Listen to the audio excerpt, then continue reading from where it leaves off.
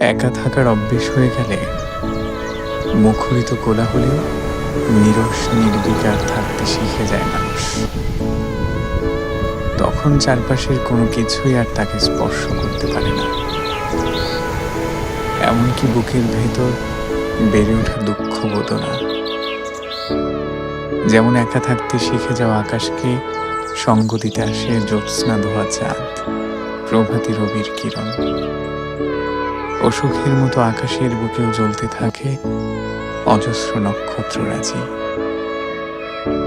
যে কোনো অনাকাঙ্ক্ষিত পরিস্থিতিতে আমরা যতটা না পরিস্থিতির ক্ষয়ক্ষতির জন্য তার চেয়ে বেশি কি করব বুঝে উঠতে না পেরে দিশেহারা হই, ছোটাছুটি করি।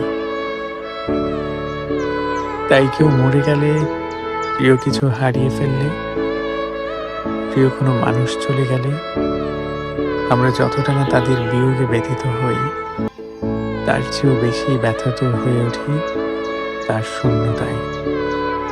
কিভাবে থাকবো এই কথাটা ভেবে।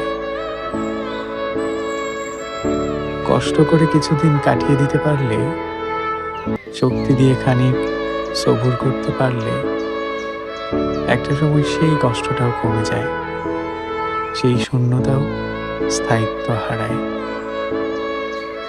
সুতরাং যে কোনো কঠিন পরিস্থিতিতে উচিত হলো নিজের কাছে নিজেকে ধরে রাখা। কারণ অন্য কিছু হারালে খুঁজে পাওয়া গেলেও নিজেকে একবার হারিয়ে ফেললে তার খুঁজে পাওয়া যায় না। নিজেকে নিজে হারিয়ে ফেললে তা খুঁজে পাওয়া যায় না।